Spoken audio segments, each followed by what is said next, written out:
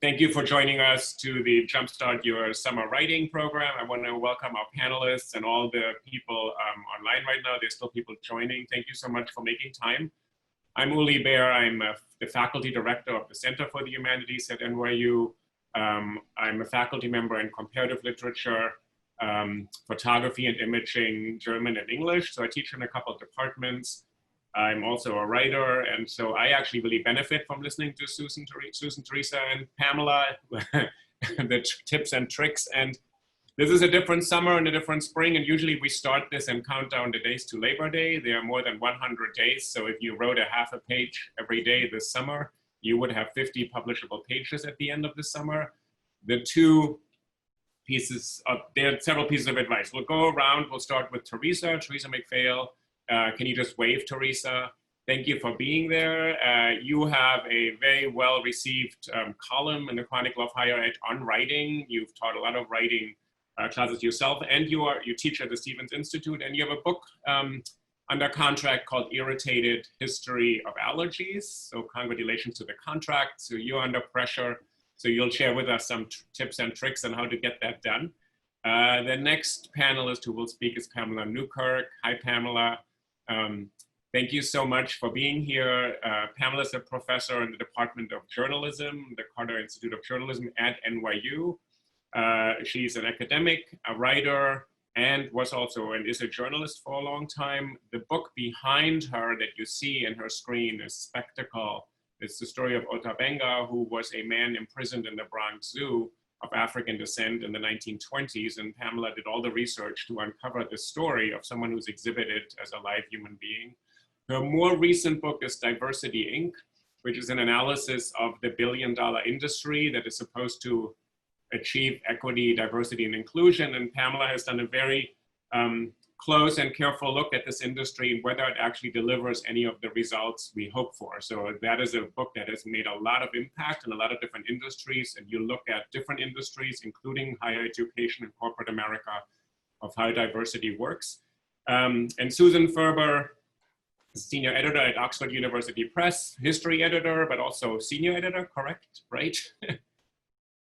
Executive editor, and I do history. Executive editor, sorry, thank you. And we just talked really briefly right before, so books that Susan has edited at Oxford have won Pulitzer Prizes, National Book Awards, a biography of Alain Locke, the man who was responsible to formalize the New Negro movement in the 1920s, and a more recent book called Sweet Taste of Freedom, which just came out.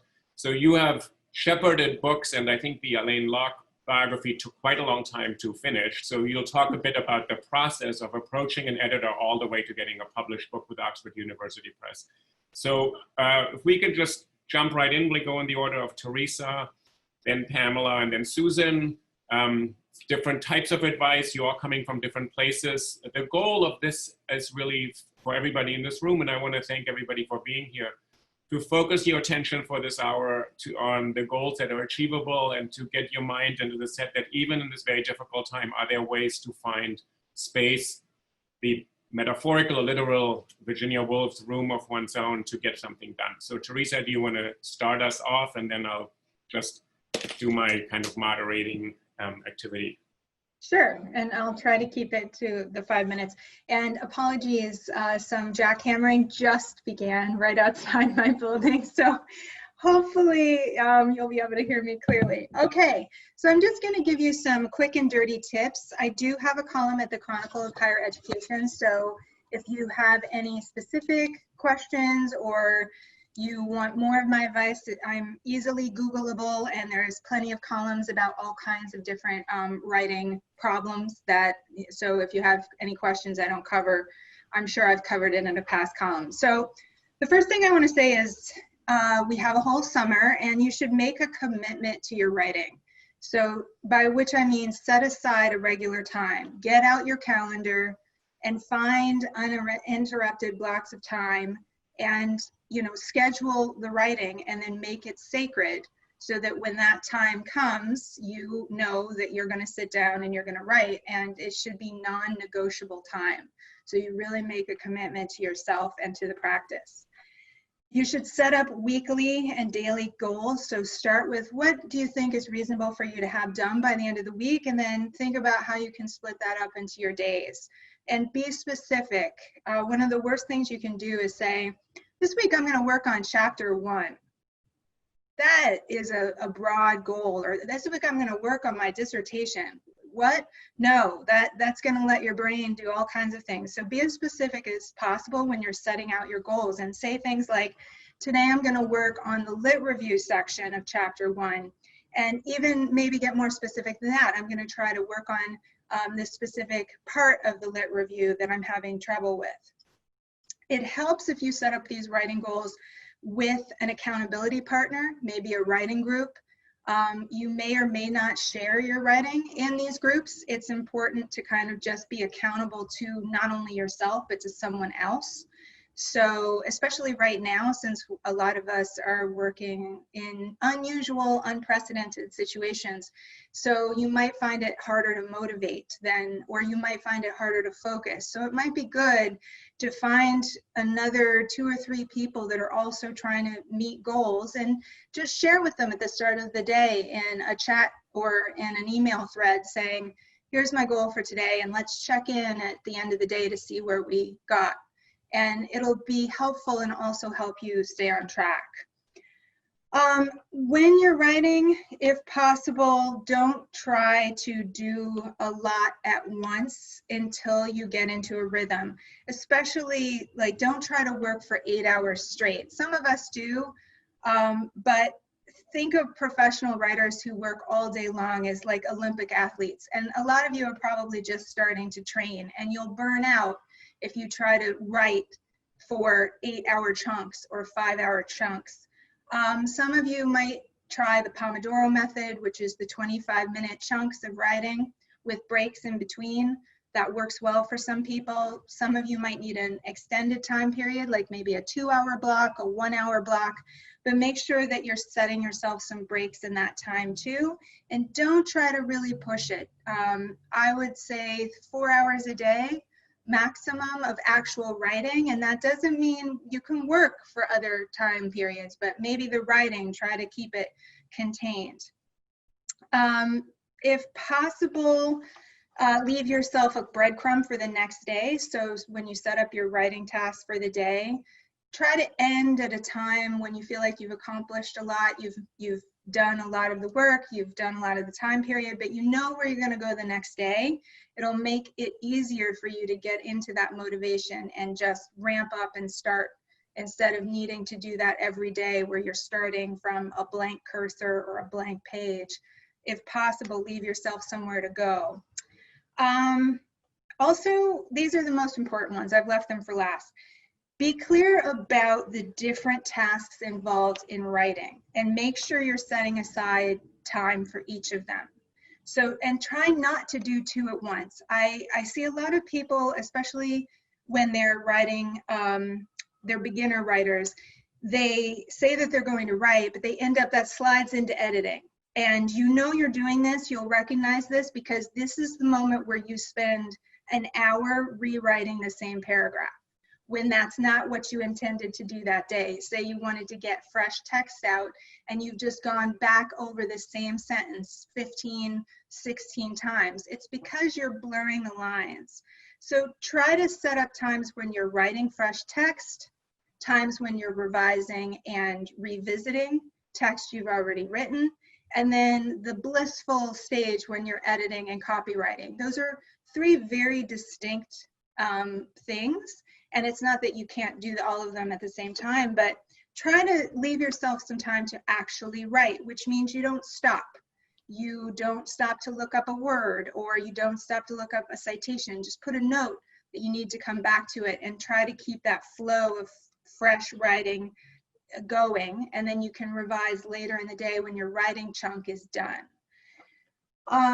This is maybe not as much technical, but be kind to yourself, especially right now in a pandemic. Try not to compare your writing practice or your writing output with others. Don't get caught up on how many words you've done a day or how many pages you've done. Some days a good writing day will be that you've spent all day and all you have to show for it is a a great connection, a transition paragraph because you were really struggling with that transition. That's a good day. Other days it might be 5 pages worth of text. Don't expect every day is going to be a smooth writing day, which leads me into my most important advice, which is get comfortable being uncomfortable. Writing is really uncomfortable sometimes. You should prepare for the bad days and show up anyway, and know that they're temporary and that writing problems happen because writing is thinking. That's why you have the problems. You're thinking on the page. You're not supposed to have a perfect draft. Because you're working out your arguments in the actual crafting of the text. So you're gonna have problems. You're gonna have days that go less smoothly, and just prepare for that, and don't make it about your ability or about the quality of your writing. Just know that all of us, I'm sure everyone on this panel can attest that they've had days where they just felt like calling it a day, but that's completely normal, and just learn to push through it. So I think that's it for me now, and I'll be happy to answer your questions later. Thank you, Theresa. We'll go right. Thank you so much. We'll go right to Pamela. Thank you. Thank you. Good afternoon, everyone. I'm happy to return to the Humanities Institute and what has become this annual tradition, this panel with my esteemed colleagues, Uli, Susan, and Theresa. I'm honored to share the platform with you. And before I even share my 5 tips, I'll say that what you should take from this is that we all have different approaches, and there's no right or wrong.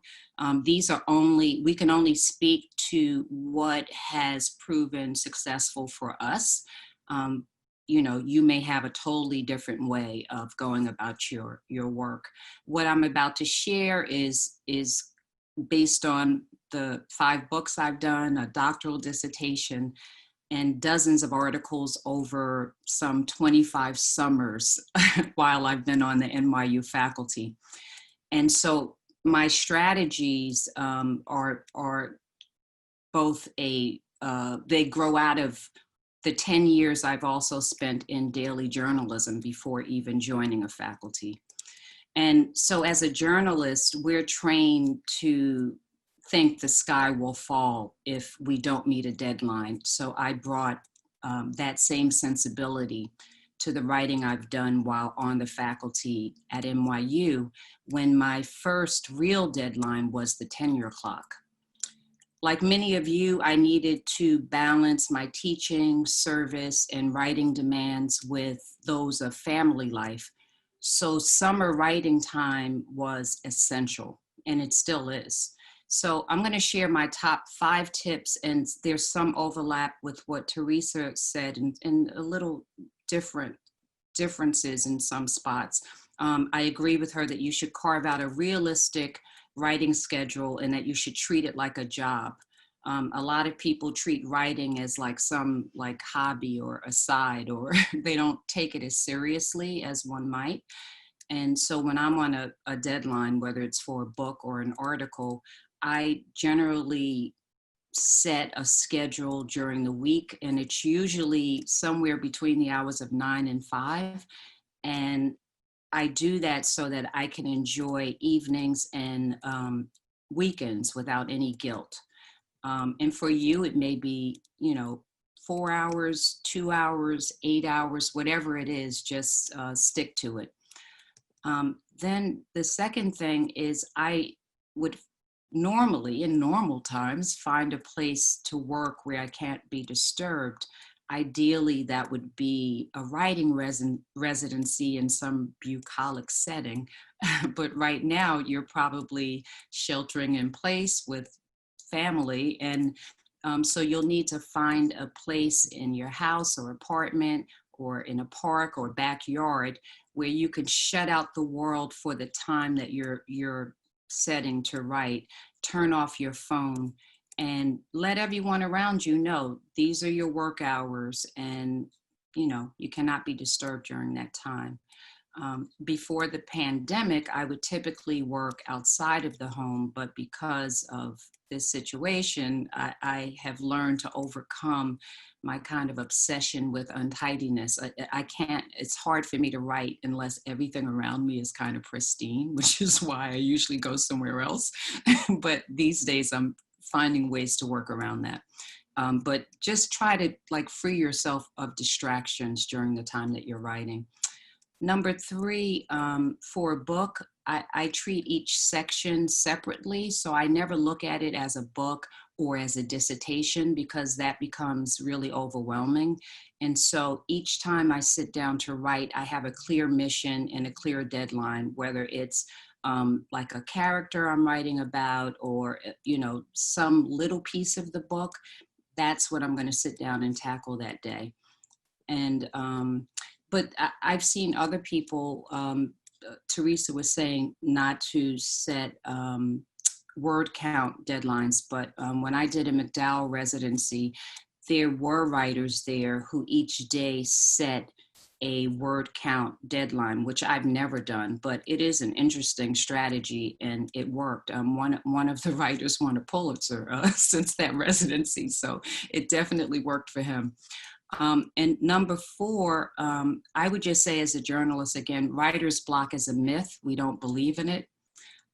You can always go back and improve imperfect writing, but no writing session for me ends with a blank page.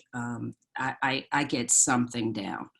And then the number 5 is like Nike says, just do it. Put your butt in the chair and write, which is what Uli and I said this session should be called. Just put your butt in the chair and write. We build up this sort of mysticism around writing and writing a book or writing a dissertation, but what it really is discipline and hard work. And that's what is required. You have to sit down and do it. That's it. Great, thank you, Pamela. Thank you so much. So Susan, thank you, and you're next. Thank you. I realized that we did not pre-plan this in advance, or I would have had 5 tips like neatly organized, but I don't. I come at this as somebody who has written and published, but my full-time job is as an editor and not as somebody who writes. And if I gave my writing process, it would be too embarrassing, except that it involves a lot of yellow legal pads and writing things by hand. And I realized that writing an entire book that way is not realistic for most people. So do not take my writing advice. However, I do have some professional publishing advice, and I'm grateful once again for the opportunity to be back at NYU giving this. It does feel like our twice annual, reminder that that we are not only not alone, but in this case, like hundreds of us, I believe, are all together. And so if you are suffering in silence as a writer, you have very, very good company. Many people, I realize, have set goals that for their own writing, and with regards to submission to publishers for works either under contract or not under contract, that you're suddenly looking at and realizing that everything has been pulled out from under you. So the first thing I guess I'd like to say is we actually are all experiencing this together. And if you are feeling embarrassed and you have an editor and you think, oh my God, I've missed my deadline, I can't even be in touch with that person, like she's gonna think I'm an idiot and that I can never get this in and that I'm untrustworthy and they're gonna take away my contract. The answer in all likelihood is no, that's actually not the situation that's going on, and your editor is probably also drowning in material and struggling with lots and lots of things at this very moment. For many people, the goal at the end of the summer, and I realize that this comes back to every single summer to me, even though I know this intellectually, every August and September, I'm reminded that the goal that many writers have, either within the academy or those who enjoy some different change of pace in the summer, is that they want to submit something to a publisher, that by August or September, whenever they're getting ready to go back for the semester or their kids are going back to school, that they want to have something in with the publisher. And my inbox starts to fill up very, very quickly with projects all of a sudden, things that I've heard about for years, things that I know nothing about, and I can easily get like 40% of the projects, sometimes higher, for an entire year, just in basically a 1 month or 6 week stretch. My fellow editors say exactly the same thing.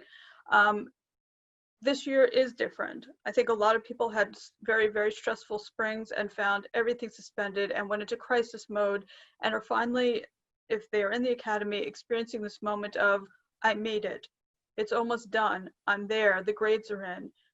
But oh wait, there's something else. And I hope that this is a moment. And right before this panel, I was just saying to a friend who owes a commercial publisher a very big book contract that's late at this point, you know, let yourself get a little space. This is not about how much you're going to produce this summer. Anything that you get done is better than nothing. And I say that sincerely, except for my own authors who owe me manuscripts that are like coming out in the spring. Those people have to stay on deadline, but everybody else, I won't say you have a pass, but think of this as a suspension, as a little bit of a break in your own pressure on yourself. And I realize contracts are contracts, that they are important. You owe something to other people, but this is also a moment with checking in for yourself. Maybe your project means something different to you now than it did before. Maybe it is actually your respite from everything else. Maybe it's a project you come to realize is not actually what you want to write. And this is the moment to be real with yourself and think, I know I committed to doing this. I got a fellowship. I told my department I was doing this. And the truth is, it's not the book you want to write. This is a good moment to be completely real with yourself in this regard. So the handouts that I provided are because there's no way in 5 to 10 minutes that I could possibly do everything that goes into a book proposal. But one of your bite-sized goals, and I say this is bite-sized not because it's easy, but because it's something that is achievable and is a brief encapsulation of a project, is to put together a book proposal. And you can do this nearer to the beginning of a project. You could do it after you've been writing. It may be that you need to revise what you put together at some earlier stage. But this is something that a lot of people, you know, use the summertime to work on, in the sense that they can get away from the minutia and the nitty-gritty of archives or of texts or of the things that each chapter has as very specific elements, and think big picture about what the project means and about the ways that they want to write it. So that is something that I would encourage you to spend some time this summer thinking about, even if it's looking back at a fellowship application and realizing the way you pitch the project is not the way you're writing it at all. The reason that I reached over before was because I want to actually expose the fact that there's no moment that an editor remembers that you said you would have the proposal in on August 22nd of 2019, or whatever the date was. This is my yellow page that I keep of what people have sent me projects that I need to get out for review right now. As in, I have the project and I'm ready to go. I do not, in my daily life, remember every single author who said that they were going to send something in on a particular date. What I care about is having quality work and something that you care about and you're committed to and you feel is the project you want to write. I don't know if I've gone 5 minutes, but I will be happy to do much more during Q&A. Oh, great, Susan, that's really helpful. So those are 3 different approaches. I'll add my 2 approaches. Pamela and I think I learned a lot from Pamela the last time whenever it was last year, 2 years ago. So I'll show you, this is how this is handwritten. This is my outline. This is now a book that's the introduction to a book that's going to be published, but I write with Sharpies by hand. I do not think the computer is your greatest friends, because there's email on my computer, which I find is a distraction. And then there's also the internet, so I can research every single thing Theresa said. So that's one thing I do. I started writing by hand. I've actually written an entire book by hand, and then I type it in, and my first type is my first full draft that I then edit by hand again. Secondly, I use my phone to dictate ideas into it. I dictate very slowly. I speak like a robot. The phone has gotten used to my accent, and I have whole paragraphs. I send them to me as an email because I don't have enough uninterrupted time to sit down for 4 hours and write. So I think I have an idea because I'm working on something. I'll send myself that as an email, and I can actually maybe use this. I'm not always that inspired. Maybe it's just silly, but it's sometimes a way of getting my writing going when I don't really have a lot of time. Thirdly, what Theresa was saying, sort of, and Pamela also, how do you find a space right now in this difficult time when you're with your family or with people you don't have privacy?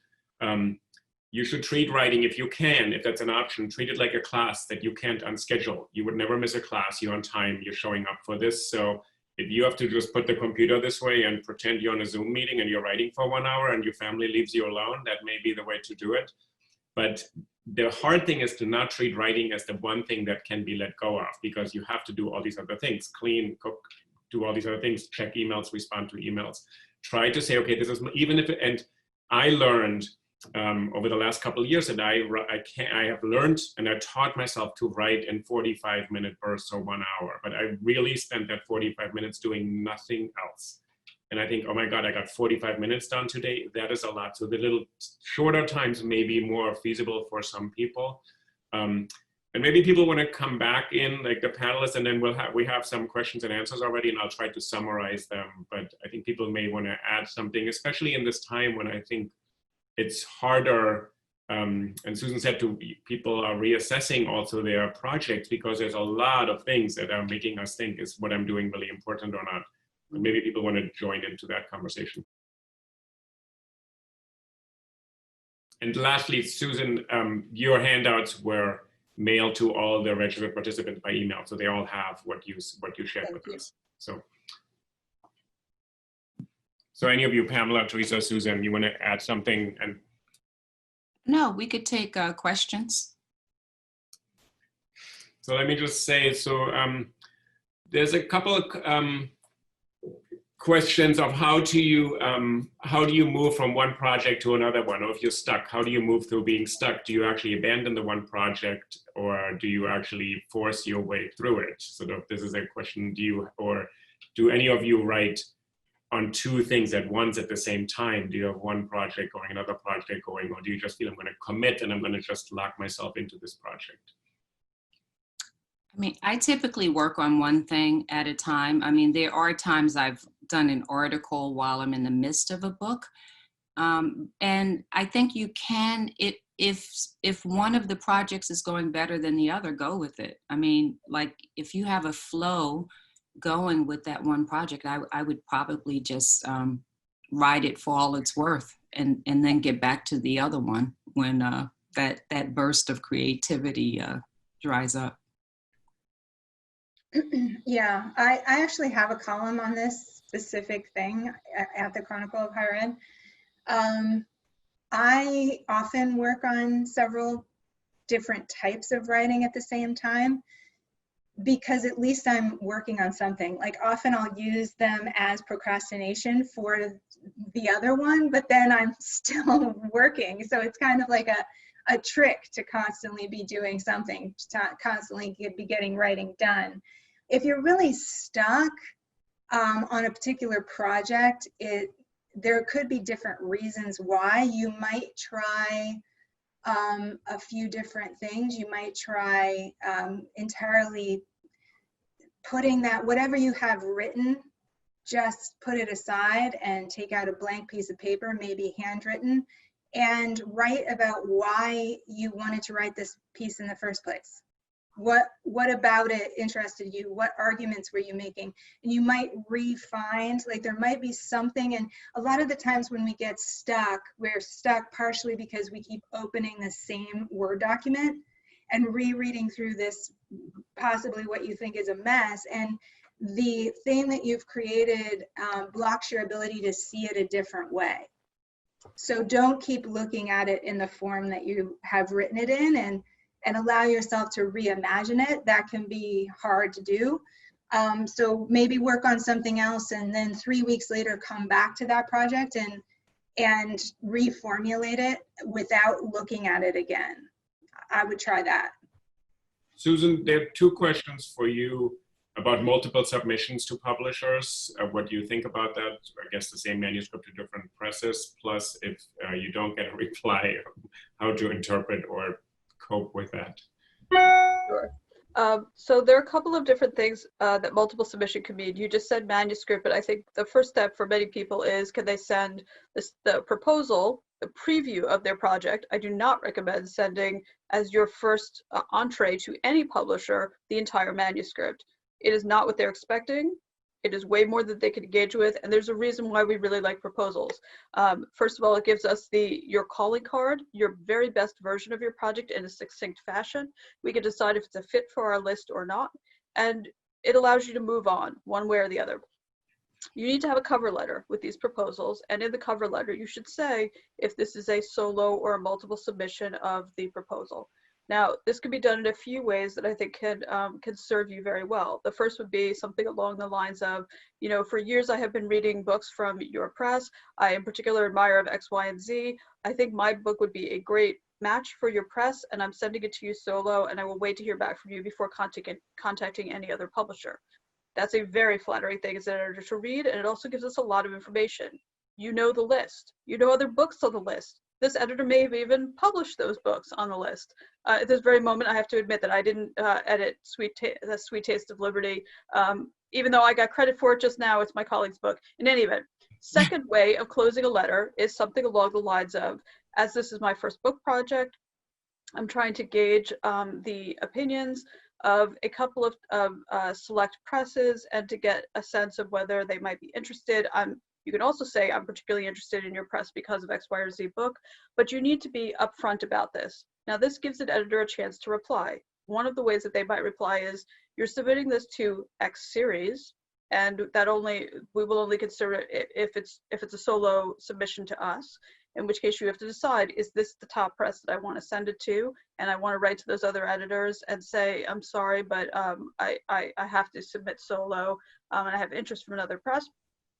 Or it gives us a chance to say, okay, this is what's happening. I'm a smart editor. I know who the competitors might be. If I'm really interested in this, I need to, show that I'm interested and take things from there. There may be presses that say it can't be more than one or two other presses. They may say you could submit the proposal to us, but we only will allow you to have the full manuscript reviewed. There are a number of different responses, but this opens the door to that conversation. And what you most want with an editor is honesty and openness. We will find out if you have screwed us over. We all know each other. If we discover 3 months later that your project has been signed by another press and we still have it out in review with peer reviewers, we have spent money, we have spent time, and we're going to remember the fact that you just said, I just signed it somewhere else without even giving us the opportunity. That is not the basis of a good editor-author relationship. We have two other questions. Thank you, Susan.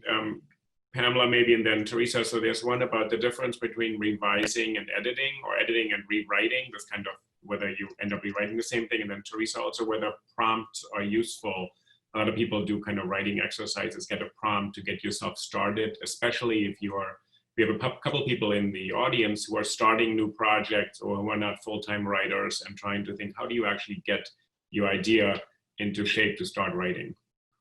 So you want me to take the first question? Maybe revising and editing, how do you actually not go over the same material over and over and over? And actually... Yeah, well, a finished product of a book, it has ideally gone through maybe 2 or 3 revisions or, reworkings. But when I'm first writing, I don't edit. I just kind of crash it out.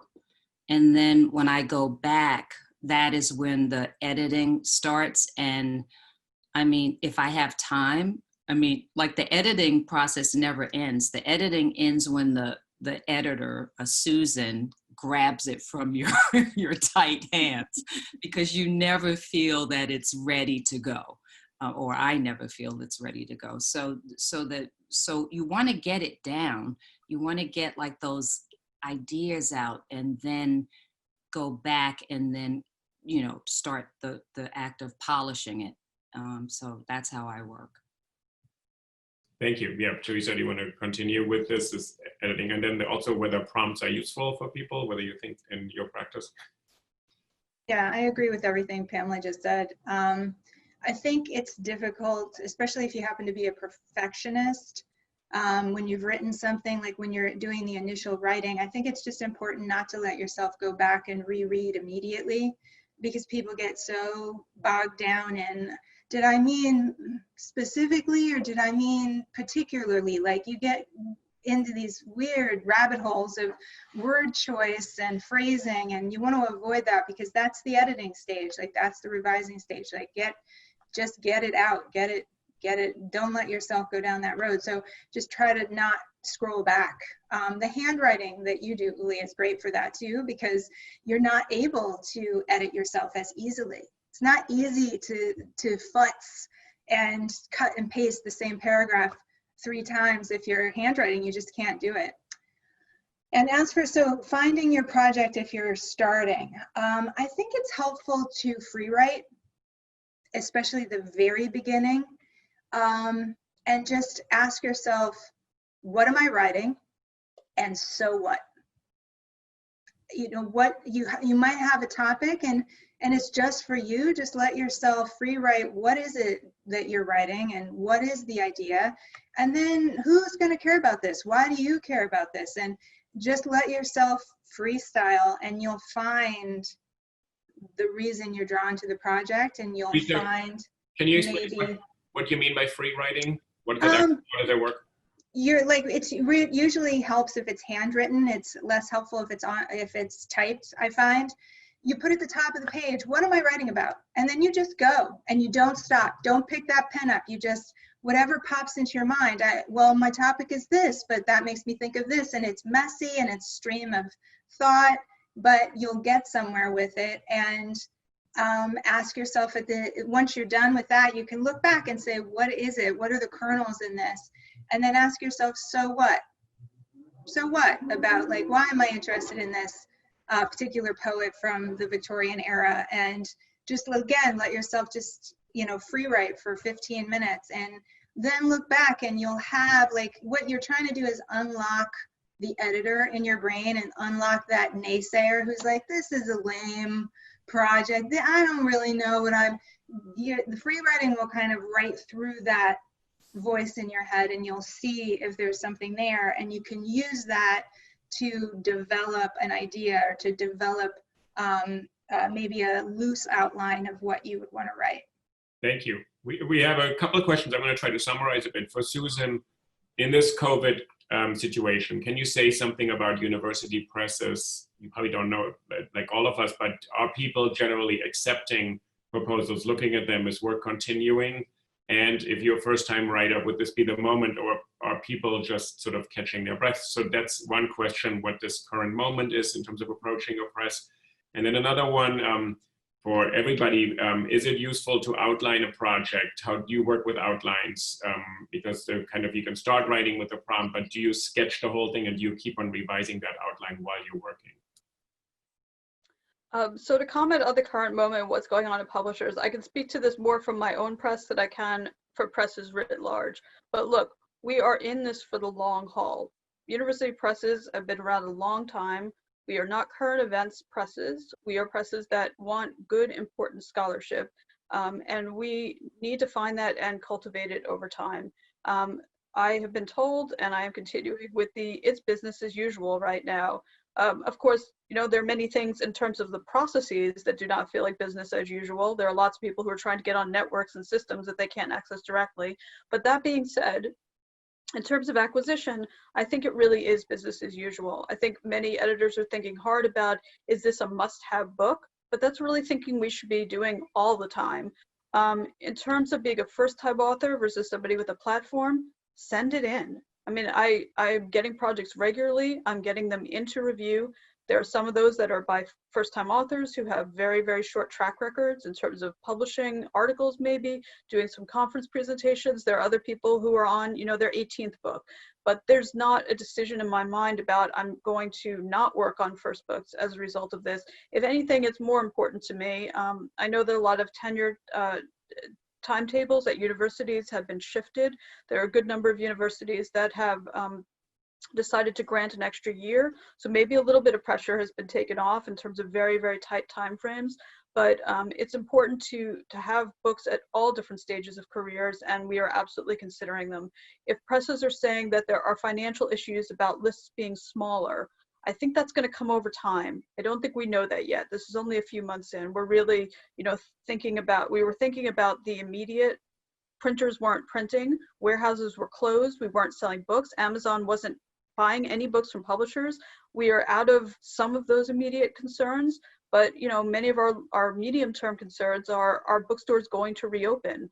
Are Barnes & Noble and wholesalers going to have lines of credit that keep operating? So there are many parts of the supply chain that are being affected right now, but the part of the supply chain that really isn't being adversely affected is authors and productivity. And many of my colleagues said that in the month of April, they were seeing more proposals than they had ever seen, like in a week.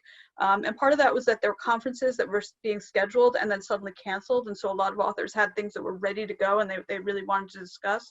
And I think that like sort of huge burst dissipated a little, but editors are open for business. It may take them a little longer to reply.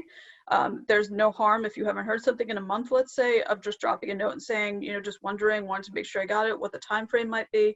A lot of people are working under conditions like you're working. They have kids, they have different responsibilities, they may be sick, they may have family members who are sick. So, extending them a little bit of courtesy and not worrying that if you don't hear back from them the same day or the next day, that there's something wrong. We weren't going to reply the next day anyway. Like that was not normal business operating standards anyway. Thank you. Thank you. Pamela? Yeah, well, so I'll answer. And first of all, shout out to University Presses. I published my first book 20 years ago with NYU Press, and it was such a great experience. But you asked about the importance of an outline. Yes. And Susan had talked about the importance of a book proposal. And a book proposal is essentially an outline. For the book proposals I've done, it's usually you outline the entire book with like short descriptions of each chapter, and then you do like either an introduction or the first chapter. So it's the blueprint for the book, and most publishers, that's what they want to see. They want to see the entire arc of the book. There's a couple more questions. Also, some comments. Some people said they felt the metaphor of an athlete is complicated for people with disabilities, doesn't work that way. Sort of, they have to actually maybe there's another way of framing this. How do you actually, people living with chronic pain? And another one, someone just posted that women's productivity is tanking while men's is rising during this crisis in academia, because women are probably taking much more responsibility for running a home, and men are opting out of that, I guess. Sitting here behind the computer, I guess. I don't know.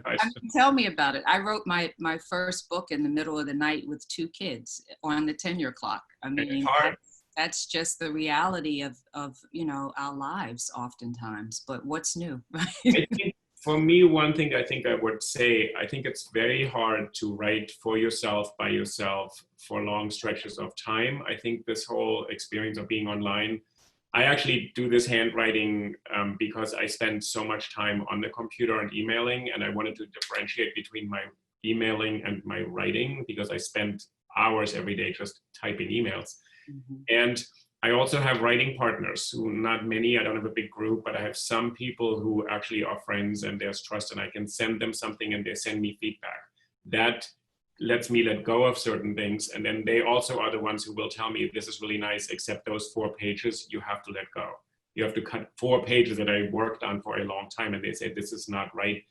I think in this time, especially when there's a lot of disconnection, and some people are cramped with family and other people are very alone, it is try to find somebody who can talk you through this piece. And we had writing groups at the Center for Humanities. With a limit, you can only submit 5 pages, no more. Not 20, not 50, not 5 pages, double spaced, and then people will actually read it and respond for 20 minutes and say, I get this, I don't get this, what is your question here? You need to do more work here. They talked about it. This, I think, is really important right now, and it goes perhaps to the question, Pamela, what else is new? But if women are pulled into sort of work that keeps you from doing academic work, there has to be a counterforce where people are holding you accountable and supporting you in that work. It's support, it's not just a coach, a taskmaster, but someone who actually wants to hear what you have to say. So that part. No, it's true. I don't mean to belittle it, because it really is an issue for many women. Just being on a tenure clock and not having the support that you need. Not being able to even write a grant proposal and say, you need help with childcare. I mean, those are real issues for women that have really not changed as substantially as one would hope, you know, by 2020. It's a real issue. And, you know, women have always found ways to make more out of less time, to make more out of these really challenging situations. So I don't make light of it. It's something that we've dealt with for centuries, right? Theresa, there's a couple of questions also on sort of actually the physical part of writing, that it's strenuous. How do you deal with that actually? How do you keep, have you had any success or experience with scheduled breaks to actually give yourself time? I don't know if that's even responding to the questions, but a lot of the questions are about how do you actually work on this while it's physically difficult? Yeah, I definitely take breaks. When I ran, so I used to run a dissertation boot camp at NYU. I created and ran this, which I understand is still going, so that's exciting. We would write for 45 minutes and take a 15-minute break, and I would actually make people get up out of their desk or move around just to get some distance from what they were working on. I personally, I'm a big relaxation. I meditate, I do yoga. I find that that's actually really helpful. Especially meditation, it just gets you out of your brain in a nice way. It gets you back into your body. Just taking a walk, you know, like famously, authors will just get up from their desk at scheduled intervals and just go for a walk, get some sunshine on your face, because your brain is still processing, but you're just giving yourself some space and giving yourself. I did appreciate that comment about how for people who maybe don't have the same physical situation, or like maybe pain, they're in a different relationship with pain, like that whole athlete metaphor doesn't work. I totally like being comfortable, being uncomfortable. That's interesting. And I would say instead, maybe think about it like as a meditation thing, like really be in the moment and understand that things are not going to stay the same. So like our emotions are very much like the weather, and your relationship to your writing is very much like the weather. You're going to have different days, and learning to handle them well, learning to go with the flow, and understanding that it's really, what I mean is, don't take it personally when you're having a particularly rough day writing. It's not a reflection of your ability. And a lot of us make it into that. And especially with newer writers, you make it mean that you're not good enough to do this. And learning that that's not true, like pushing through that. Like we all, I mean, if it makes you feel better, I just got a contract with Random House and I did everything wrong. I'm like a doctor who smokes. I didn't show people my first chapter, and I was all in my head about it, and I felt like I wasn't good enough for Random House. I don't know if that happened to you, Pamela, the first time you got your like a major book contract. It happens to everyone, but I've done this long enough to know that that's the bad part of my brain, that is just the constant editor and the constant critic, and you get familiar with that voice and you can push through it. So. Yeah, and I think it's really key that you talked about meditation, because when you pull away from your writing, oftentimes you work out problems without even trying to work them out, because when you meditate, it's like these thought bubbles float by, and sometimes problems are solved without even trying to solve them. And so that you could do that no matter what your physical situation is, your physical ability. And I often find long walks to be sort of a way to work out problems that you're having with writing. But when I go on a long walk, I also take a pad and pencil, because sometimes you get these like ideas and you have to get it down right away, or you lose it. Yeah. There were a couple of questions, Susan, about shorter books versus longer books. There's this idea that everybody wants a very short book. Secondly, commercial press versus academic university press. So that distinction, and how to turn a dissertation into a book. So they're all kind of concrete. Is there some type of book people look for, or is there a type of book someone should pitch? So I wish I had an hour to answer each one of those. The first thing, and I would normally do this if we had our usual 90-minute program, would be to talk about finding the right match of project and press, which is the most critical thing of all. There's no one perfect thing out there that for every project that every single person is writing. This is all very personal. It has to capture an editor's fancy. It has to fit the list that they're doing. It has to fit the press that they're at. It has to be a person who feels comfortable working with that editor. And an author has a lot of quirks too. You know, this is trying to find the best of all possible situations. If you have written a dissertation, in all likelihood, it is not a commercial press book. It is written to answer a scholarly question in a relatively esoteric area. There are some dissertations that turn into trade books, but they are very, very few and far between. In a commercial press, the idea is how much money is it going to make? Is it going to sell? How does this work? That's not necessarily the first question that a tenure committee will have. A tenure committee, and I realize I'm talking in very traditional terms here, that some of you who are listening to this presentation are not on the tenure track, are not in academia, and so there will be a different set of considerations for everybody. But if you are planning an academic career, if you are sitting in a department, if you are trying to get hired, there's a very strong likelihood that somebody is going to say, what vetting process does that press have? And if it's a university press, there's a peer review process. And that means your project goes through a set of outside readers, and there's an entire protocol that university presses and a small number of academic commercial presses follow. And that may be important for your publishing situation.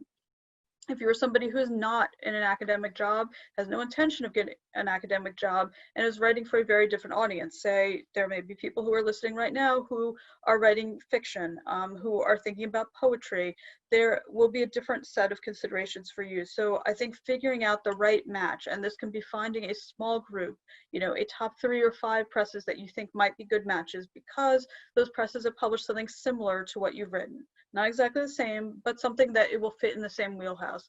That's the most important thing. I'm sorry, I now lost the other question. One was about commercial presses. And short books. Short books versus long books. You know, I wish that I had bookshelves behind me. I am not somebody who is presenting from an area with bookshelves. They run the gamut. I've got little tiny, very short introductions that are 144 pages and a tiny trim size, and I've got 1,000-page books on my list. There is no one perfect thing. I work in history and biography. These are typically longer projects than many other disciplines. I know every time I go to editorial board where editors present across all different disciplines, they're like, oh my God, why does this need to be 368 pages? You know, in literature, we're gonna do a much shorter book. And, you know, in the social sciences, this will be a relatively slim volume that's argument driven and is not full of narrative and, you know, are reasonable lengths. I don't think that anybody has more time to read now than they've had in the past, and people's attention spans are really, really disrupted.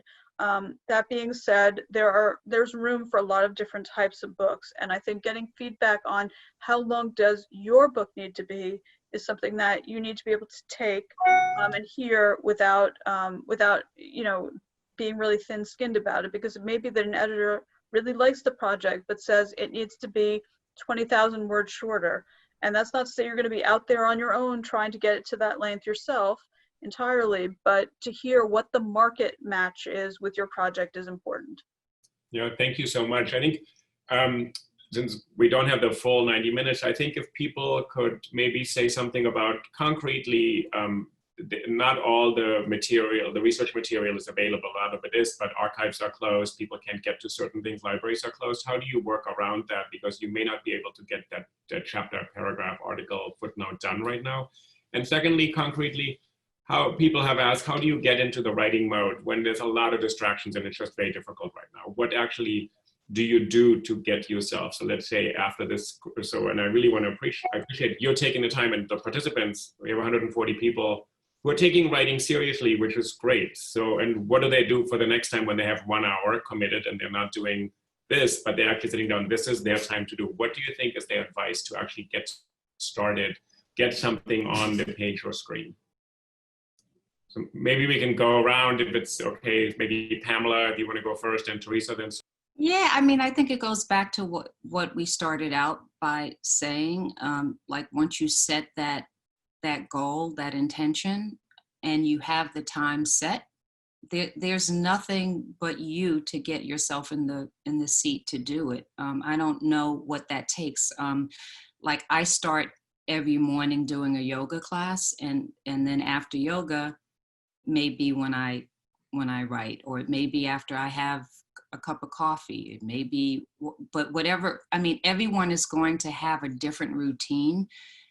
And so it's getting into the habit of doing something. It's like anything else. It's like, you have to sort of figure out the routine that's going to work best for you, because what works for me may not work for you.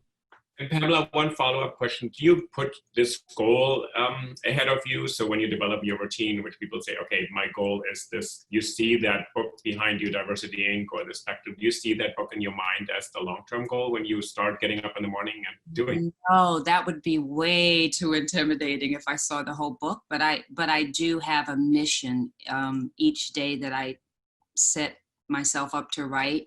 Like I say, today I'm going to work on, whatever part of the book. And I always look at, I never look at it as a book. I always look at it as like little pieces that like little puzzles that I'm solving along the way. And at some point it becomes a book. Yeah. Yeah, I would say the exact same thing. That our brains, this is exactly why people say, you need a sleep routine. You've probably heard this, like, shut your phone off an hour before bed. And like, it's so that your body and your brain know that it's time to do X. Mm-hmm. And the same is true for writing. And it might take you a couple of weeks for your brain to get into that space, but it will happen. So if you have a routine, so say it's in the morning, you have your breakfast, you have your cup of coffee, and then you go to the space that you should try, if you can, to write in the same space, so that when you're in that space in your house, you've had your coffee, your brain already knows, all right, we're here to write. Just like it knows it's there to sleep when you get into bed at night. So try to get that routine going. And for a couple of weeks, it might not feel great. You might not want to be there, but the habit will groove and your brain will start to be able to shift into that space more easily because it's used to shifting into that space. I personally write out the night before. I write in the morning, so the night before, and it also helps me sleep, I just write what I'm going to do specifically. Like, I'm going to work on the middle section of chapter 1, where I need to signpost why I'm talking about these statistics. And so I get up and I see my note and that's what I do. So play around with it and find your own routine and your own triggers so that you are almost Pavlovian response. You just, okay, I'm doing this. I'm going to mangle this quote a little bit, but I was reading something very early after we all went into quarantine in New York, a quote from a writer that said, "A book gives you a place to travel when there's no place that you can go." And I was thinking a lot about that as I thought about my authors, because obviously in history, they can transport in centuries, they can transport to different places in time, but at a time when we all feel like we have so little control over so many things in our lives, this is one thing where you're the agent. You can do this. Nobody else is going to do it the way you're going to do it. And so I would try to take advantage of that opportunity. This is a place to remove from, watching news broadcasts. This is a place where you have a relationship with your screen, with your page, with an imaginary set of readers, and I would take advantage of that time. Some people are actually finding this a really good writing time. I know that's probably intimidating to hear, but I have more people who have said, like, my book is my escapism. I'm getting to work on something that I really love. And I can't say that about very many things. Yeah, I think that's true. I'm not having as hard a time as this as other people, because I think writers by nature are used to sheltering in place, hiding out. Going underground, and now since everyone's underground, it's like, okay, they've joined me, but it really is a good time to go in, to be more. It's a good time to be more internal and to tune out the news, which is, I mean, how can anybody write if you keep looking at the state of the world? I mean, it's so depressing and upsetting. So it's a really good time to just go inward. Yeah. Thank you very much to our panelists. It was really wonderful to hear you all, and really valuable advice. I'm sorry we didn't get to everyone's questions, but I think there's a lot here for people to take away. So thank you again very much.